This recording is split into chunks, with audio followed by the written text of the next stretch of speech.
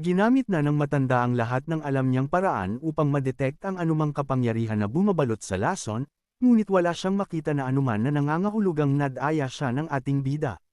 Sinubukan pang suriin ng matanda baka sakaling isa itong uri ng parasite ngunit wala din siyang natagpuan. Hindi naman makapaniwala si Julia dahil paniwalang paniwala siya na mamamatay siya sa loob ng 1 linggo kung walang antidote.